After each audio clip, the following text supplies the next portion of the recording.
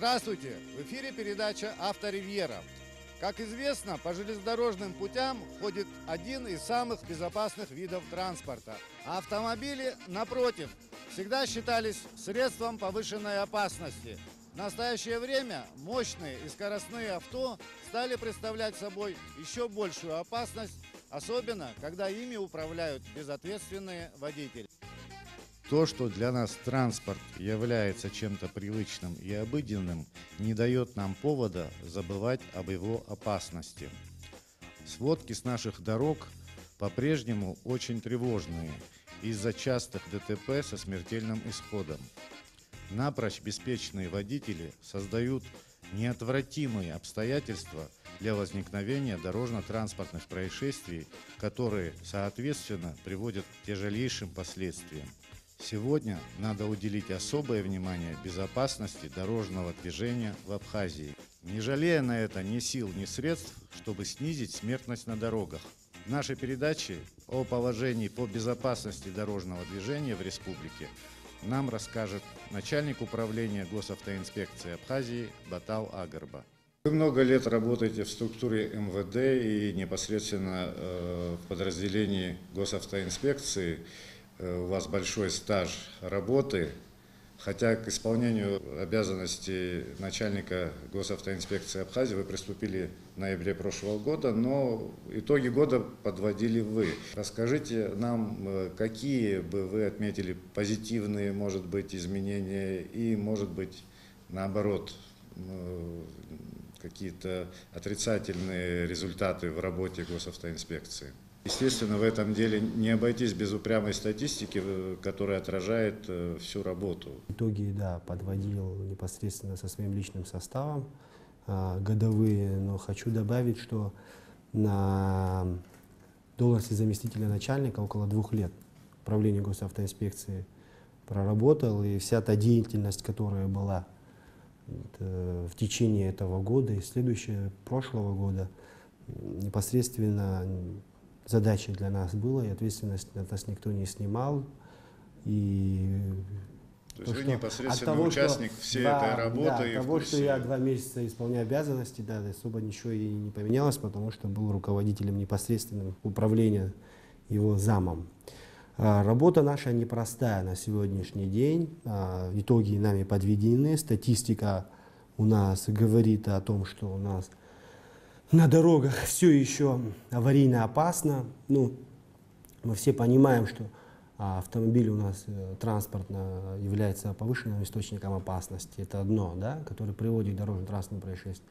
Но это не главное. Сегодня главное то, что наши граждане не понимают, что нарушение правил дорожного движения приводит к дорожно-транспортным происшествиям со смертельным исходом и с тяжелыми тяжкими телесными повреждениями, впоследствии чего они остаются с этими повреждениями, травмами на всю жизнь.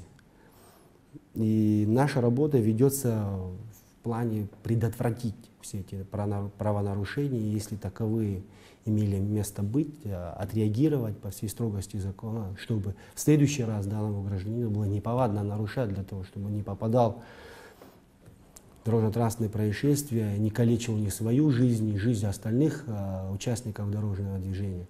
Позитивные моменты в 2017 году, если говорить, это то, что мы начали внедрять новую систему работы. Она выразилась в том, что у нас сегодня на территории Республики Абхазия работает компания «Трансбезопасность», которая внедряет работу новых технологий. Это автоматическая фиксация нарушений скоростного режима. Пока что на данном этапе это так. У нас установлено около 10 камер по республиканской трассе. Все мы ездим, видим, где они стоят. Они обозначены знаком, чтобы люди знали. Они у нас установлены на особо опасных местах, как показывает статистика, чаще всего, где происходят дорожно-транспортные происшествия с тяжкими последствиями. Но сегодня мы можем смело сказать, в тех местах с момента их установки данные происшествия не происходят. Это говорит о том, что есть механизм четко понятный, который может предотвратить данные происшествия. То есть мы должны дальше усиливать направление по данному, устанавливать на всех опасных участках И у нас их немало по республиканской трассе, около 40, если не ошибаюсь. Но у нас, к сожалению, ярко выраженных тогда, вот я, который говорил цифра, но все остальные места тоже оставляют желать лучшего. Почему? Потому что наши граждане тотально нарушают правила дорожного движения. Говорить о статистике за год, сравнению с 2016-2017 годом, у нас 181 дорожно-транспортных происшествий, это в 2017 году. В 2016 году у нас их 185. Маленький незначительный спад, но в погибших у нас в 2016 году было 80 человек, а в 2017 году 67 человек. Говорит о том, что мы смогли чего-то добиться, да, в том плане, что у нас есть незначительный спад в дорожно-транспортных происшествий, снижение в погибших, в раненых. Тоже рано пока говорить, работа, как говорил, всех вышеуказанных моментов только усиливается. С нашей стороны немножко оставляет желать лучшего в связи с тем, что техническая часть наша не столь совершенна, несовершенна регистрация данных происшествий. В связи с тем, что мы не можем сегодня дать четкую, правильную позицию касаемо цифр, есть нарушения, которые мы выявили на сегодняшний день, исправляем. Я думаю, что 2018 год, если мы все эти аспекты, которые в конце, начале этого года выявили, будем исправлять, наводить на правильный вектор в этом плане, я думаю, что они дадут ощутимый, понятный результат. Как говорится, статистика, если будет правильная, верная, направленная, то мы сможем в конце года понять, где у нас особо слабые места, где необходимо нам усилить, где необходимо ослабить, скажем так, тот контроль, который мы осуществляем у нас сегодня на дорогах. Вот для этого все вот эти вышеуказанные моменты с нами осуществляются. Входят в статистику лица, которые скончались уже впоследствии полученных травм через некоторое время после ДТП? Безусловно, да. У нас регистрируются дорожно-транспортные происшествия, и в материалы, которые обязательно собираются, после чего, да, мы вносим все данные, которые нам предоставляет лечебные наши учреждения. Мы обязаны туда вкладывать справки, которые они дают, какого характера повреждения. И если человек умер, то мы должны вкладывать. То есть это вносится, безусловно, но тут получается порой, что кого-то вывозят за пределы, и информация своевременно не поступает для регистрации. Вот здесь маленькое получается у нас нисхождение в цифрах. То есть этот момент нам ясен, мы теперь создаем механизм, чтобы вот эти все моменты четко регистрировались. Продолжительный период новогодних праздников, наверное, отличается от обычных будней госавтоинспекции. В период, когда вся страна отдыхает, празднует, у вас работы, наоборот, прибавляется. Как прошли вот эти праздничные дни? Но первая половина месяца была у нас непростой. В связи с тем, что наша ментальность народа, новогодние праздники отмечаются обширно, у нас весьма популярный праздник, никто не угостив гостя из дома не выпускает.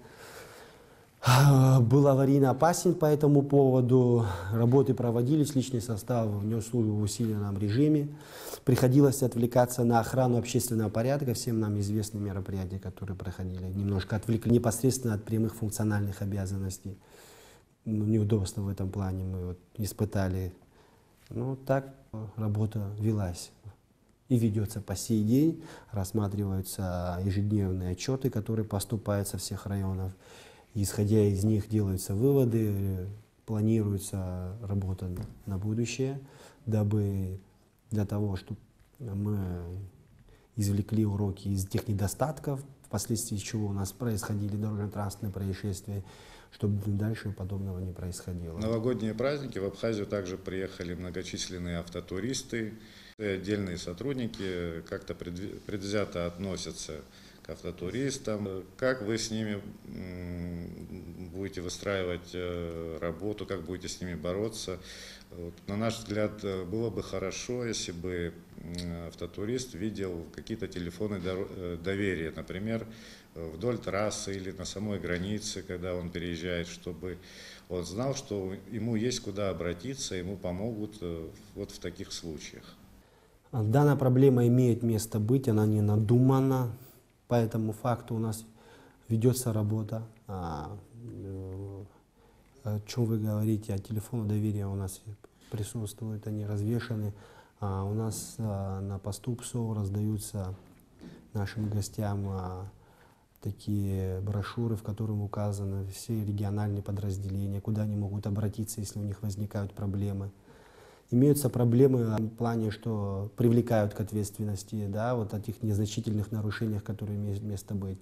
Руководство МВД, если вы выше наблюдали за этой ситуацией, давало соответствующее наставление, чтобы уйти от этого момента. У нас есть служба собственной безопасности непосредственно, которая занимается с этими нарушениями, которые, к сожалению, имеют место быть. На сегодняшний день руководством МВД поставлена задача разработать график занятий, в которых мы будем работать со своим личным составом, преподносить им ту необходимую информацию, где они могут пройти курс повышения квалификации, где могли бы они в своем, чтобы избежать всех тех моментов, неудобств, которые, к сожалению, имеют место быть. Мы заказали более такие читабельные, скажем так, форматы, да, подачи информации, но она не охватывает необходимое, да, то количество приезжающих. Из-за этого у нас на всех постах, если это у нас получится, мы хотим сделать, чтобы у нас была социальная реклама на билбордах, на республиканской трассе, в городах и районах, таких на особо загруженных участках дороги, где люди могут увидеть, получить ту необходимую информацию, куда им обратиться при возникновении той или иной ситуации. Понятно, что у вас недостаточно технических средств, там, видеофиксации нарушений, алкотестеров, транспорта недостаточно. Хотя в прошлом году вроде у вас было какое-то пополнение, вот около 10 средств видеофиксации, по-моему, вы приобрели. Вот каково положение на сегодняшний день? Ну, к сожалению, материально-техническая часть сотрудников госавтоинспекции оставляет желать лучшего. Да, нам передало Министерство внутренних дел Российской Федерации в дар скоростомера Визир 1М, которым мы сегодня пользуемся, но их количество недостаточно для того, чтобы мы могли перекрыть все аварийно опасные участки, все участки наших дорог республиканского и городского значения. Это одно. Другое, если говорить о тех средствах, позволяющих нам выявлять водителей, управляющих транспортом в нетрезвом состоянии, к сожалению, у нас их тоже не хватает, критично не хватает. Мы, не знаю, заявки были поданы, ждем технического пополнения, которое нам позволит сегодня более адекватно привлекать к ответственности, документировать все эти нарушения административного характера, которые в районах у нас, если происходит дорожно-транспортные происшествия, впоследствии которых мы обязаны провести медицинское свидетельствование водителей, мы должны вести их с Гагры, с Гудауты, с Ачимчиры, с Гала, с Кварчала, со всех районов нашей страны в город Сухум для проведения медицинского свидетельствования. К сожалению, пункта проведения врача-лаборанта, нарколога в других лечебных заведений нашей республики нет. И вот такие большие неудобства в этом плане мы испытываем. Есть мобильные, скажем так, алкотестеры, да, технические средства, которые позволяют это делать на месте, но и их количество, нужное количество у нас их нет. Вашим предшественникам, я помню, вот они начали создавать единую базу данных там, правонарушений, водителей, в общем, да, вот на какой стадии вот эта работа? Данный вопрос, о котором вы говорите, да, очень положительный будет иметь, я думаю, да, такую положительную реакцию со стороны, да, автолюбителей, со стороны госавтоинспекции, чтобы обеспечить порядок на дорогах, обеспечить правильную парковку, обеспечить удобство, да, тебя, если привлекают к ответственности, ты мог в любом удобном тебе месте оплатить штраф, понести за это, как говорится, наказание и ехать дальше. Непосредственно единая база создана. Сказать, что создана полностью, сложно. Почему? Потому что есть технические проблемы, которые сложно решить. Сложно решить в связи с финансовым таким положением, которое у нас в Министерстве внутренних дел имеет место быть. Это одно. Второе, что вы уже видели, да, что у нас на всех стационарных постах установлены банкоматы, где человек может подойти и оплатить штраф.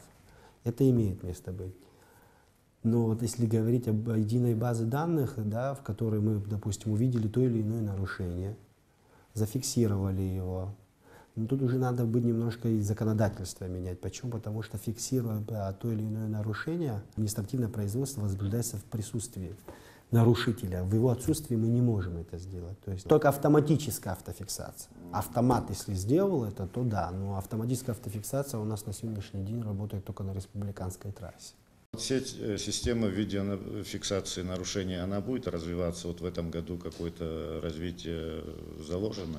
Да, по техзаданию, в соответствии с договором, да, и Министерство внутренних дел с компанией «Трансбезопасность», в этом году они должны охватить всю республиканскую трассу, перейти в города и районы, охватить наши дороги городского значения, районного значения. На сегодняшний день работа ведется, вот, буквально в новом году они начали восстанавливать республиканскую трассу, но мы ждем от них, насколько они будут ответственно выполнять свои обязательства в соответствии с договором. Ну, это должно дать эффект хороший, я думаю. Ну, скажем так, 10 камер нам дали хороший эффект. Если мы их увеличим в разы в соответствии, да, с техзаданием, я уверен, что будет ощутимый результат. И здесь желательно, как говорится, не тянуть. Какие вами намечены, возможно, может быть, какие-то иные новые подходы в работе? Что уже успели сделать, что планируете? Ну, новые подходы у нас уже работают, мы их используем, и дают весьма положительные результаты. Мы их вложили в план работы 2018 года, которую мы испытали в ноябре, в декабре. Это патрулирование республиканской трассы, патрулирование городов и районов с помощью сотрудников оперативных подразделений, сотрудников госавтоинспекции, совместно с Министерством здравоохранения, врача-лаборанта. Оперативно он с нами выезжает. Мы, как говорили, в этих средства наши оставляют желать лучшего, но мы не имеем права опускать руки. Мы нашли решение этой проблемы вот таким образом. Выезжаем в тот или иной район в количестве 10 патрулей вышеперечисленных служб. Патрулируем, выявляем нарушения административного характера, также уголовного характера, привлекаем их к ответственности. Если есть необходимость оперативно проверить гражданина на факт употребления алкоголя или других психотропных наркотических веществ, у нас находится врач-лаборант, который оперативно, не отвлекается, не отнимая много времени у гражданина, проводит этот анализ. Если есть нарушение, то человек несет административное наказание. У нас за, скажем так, декабрь месяц около 313 было нарушений управления транспортом в нетрезвом состоянии. Это статья 119. Это вот по этому новому плану работы, что мы вот выявили. Это безопасная трасса. Мы ее проводим уже на протяжении, скажем, 1 месяца, и мы его продлили, вложили в план работы на 2018 год, который в течение 2 часов работы дает такие результаты: около 200 нарушений, 50% из которых это превышение скорости, около 5 фактов, скажем так, управления транспортом в нетрезвом состоянии и прочие другие нарушения, которые сегодня влияют на аварийную ситуацию у нас на дорогах. Это я подчеркиваю, в течение 2 часов. А если взять простую плановую работу нашу, скажем, ежедневную, у нас в сутки получается около 100 выявлений. В сутки. 2 часа получились очень эффективно. Да, конечно, это сложно, физически непросто это проводить эти мероприятия, технически непросто проводить эти мероприятия, но постольку эти мероприятия дали хороший результат. своих показателях, выявлениях. Мы ее, вернее, в неделю 2-3 раза проводим. К сожалению, не всегда погодные условия позволяют это делать. Но в любую возможность мы не упускаем проводить данные мероприятия, которые дают такие положительные результаты. Как показывает практика, наши граждане не делают выводов с этого, пока в конце этих мероприятий статистика одна и та же.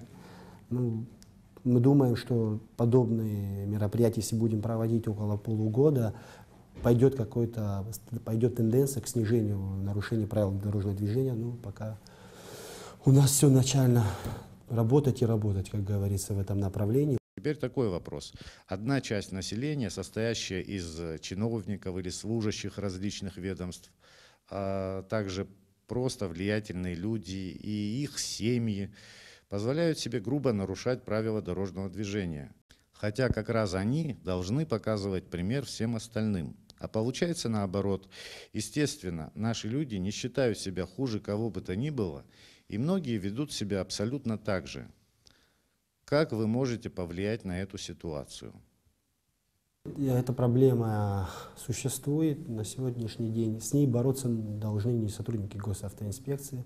Как вы сказали выше, это разные службы силовых структур, чиновники среднего и высшего, низшего звена, скажем так, которые непосредственно нарушают правила дорожного движения, полномочий, скажем так.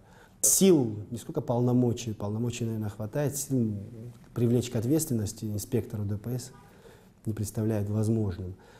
В этой связи с данными категории нарушителей должен непосредственно бороться их руководитель на местах. Если такое тонирование автомобиля, руководитель, это же госслужащие все, правильно? То есть вы можете обратиться к руководителю. Что мы хотим, мы обращаемся, мы это делаем, но, к сожалению, не всегда руководители адекватно реагируют на это мероприятие. Вот, если бы каждый руководитель, когда приходят соответствующие представления на их сотрудников за нарушение правил дорожного движения, у нас особый порядок военнослужащим. Мы отправляем по месту службы все те нарушения, которые были выявлены, их руководство применяет к ним отношения. В этом плане Министерство обороны Республики Абхазия очень ответственно подошло, и категория нарушителей среди их сотрудников значительно уменьшилась. Вот было бы хорошо, если бы все остальные службы у нас, госслужащих, также ответственно к этому подходили и привлекали к ответственности своих служащих, которые проезжают быстро посты, тонируют свои автомобили. Тонирование автомобиля определить может каждый человек, выйдя во двор своего,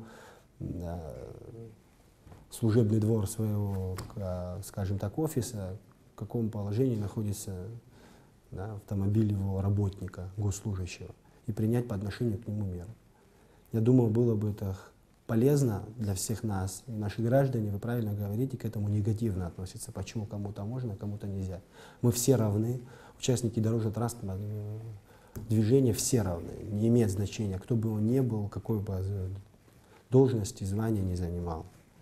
Как вы будете решать проблему огромного количества недостающих дорожных знаков, светофоров и других деталей дорожной инфраструктуры?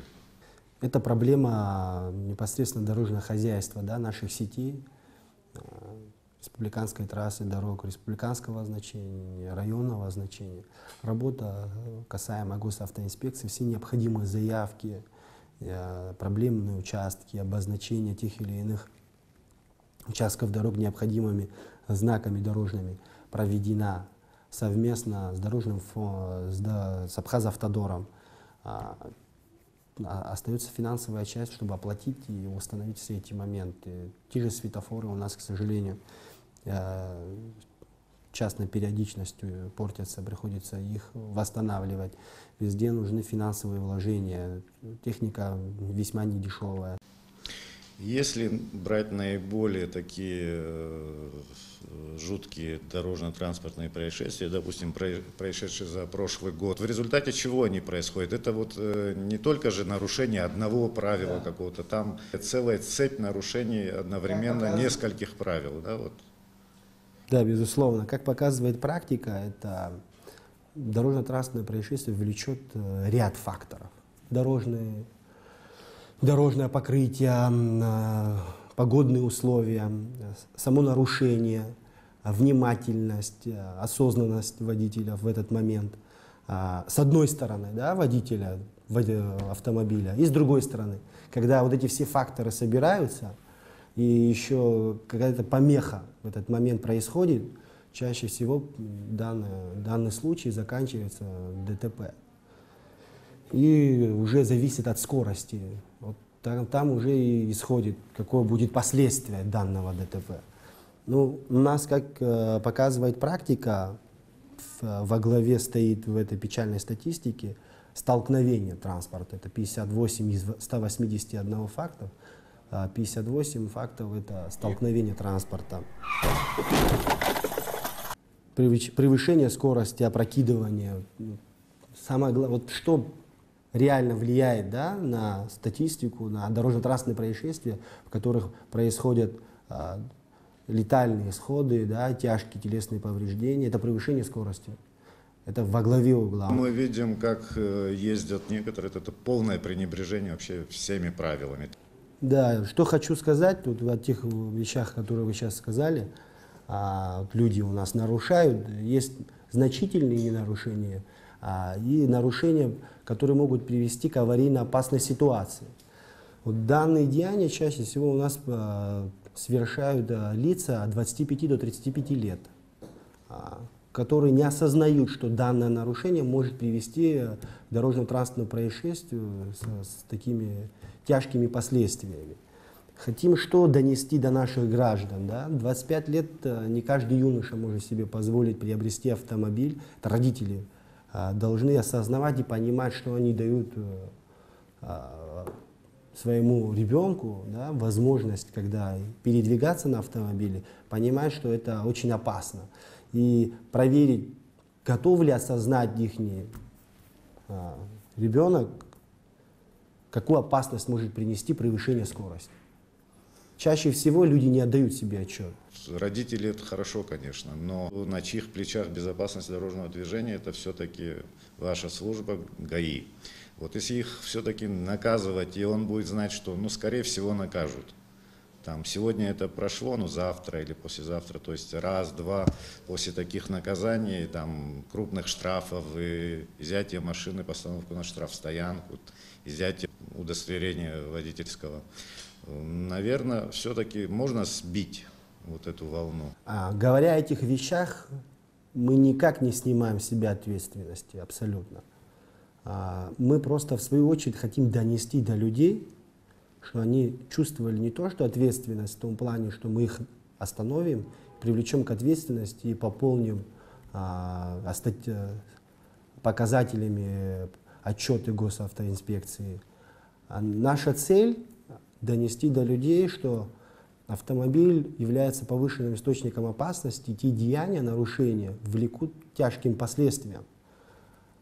Если говорить о нашей деятельности, безусловно, мы должны это делать, каждый человек должен, если не способен осознать, мы должны до него донести, что он будет наказан. Мы с себя эту ответственность не снимаем, мы это делаем. Если говорить о полном месяце, да, последнем, который мы провели, в декабре месяце, 2200 нарушений за месяц. Автомобилей у нас в стране, если брать, свыше 35 тысяч. Это стоящих у нас на учете. Есть транспорт, который заезжает сюда, есть транспорт, который наши граждане приобрели в Российской Федерации, ездят. Это, ну, грубо говоря, заезжающий, выезжающий транспорт до 50 тысяч транспорта. Тотальный контроль со стороны госавтоинспекции невозможен. Каждый километр трассы наших дорог контролировать невозможно. Если люди будут не осознавать ответственность и не понимать, к чему они могут привести, это будет приводить к тем цифрам, которые у нас сегодня есть, к сожалению. Вот расскажу вам пример, который имел место быть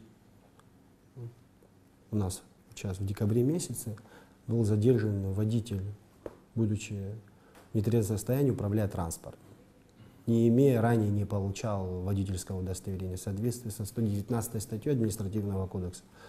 Он был арестован судом на 15 суток. Это было в начале декабря. Перед Новым годом он вышел. понес наказание.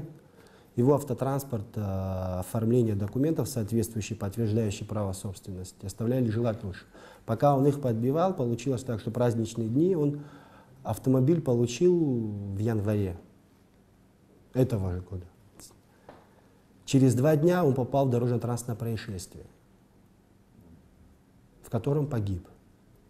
То есть мы, как сотрудники госавтоинспекции, привлекли его за ответственность, то есть за нарушение, за которое он нес ответственность 15 суток, лишили его, скажем так, транспорта на 1 месяц в связи с тем, что у него не было соответствующих документов. Через 2 дня после того, как все наказания по отношению к нему были уже пройдены, он попал опять в такое же дорожно-транспортное происшествие, в котором он погиб. Насколько это было возможно с нашей стороны в этом мероприятии, мы это сделали, но сознание человека никак не получилось. Направить в нужное направление, чтобы сохранить его жизнь и жизнь окружающих. А мы не должны уповать на одну госавтоинспекцию, вот они с помощью жезла, кнута добьются нужного результата, безопасности. Мы будем это делать, и основная нагрузка на нас, но мы должны понимать, что мы, как граждане, общественность наша, должна осуждать это, должна об этом говорить, должна говорить и доносить до всех, средства массовой информации непосредственно. Это наша задача, и мы должны это делать. Ту информацию, которая спасет жизнь и здоровье людей. Что хотелось бы добавить к нашему разговору, что каждый гражданин должен осознавать, что то или иное нарушение, которое он совершает, будучи водителем, управляя транспортом на дорогах, может привести к тяжким последствиям. Каждый водитель уверен, каждый человек, психология такая, что беда его обойдет, что он то или иное нарушение, которое совершает, уверенно выполнит и будет продолжать ехать дальше. Но, к сожалению, у нас за год было 181 дорожно-транспортное происшествие со смертельным исходом, скажем так. Было 67 человек погибших, раненых большое количество. Это все послужило потому, что беспечный подход граждан к правилам дорожного движения, к вождению транспорта. Чтобы каждый гражданин осознавал, что в его руках жизни окружающих и его самого.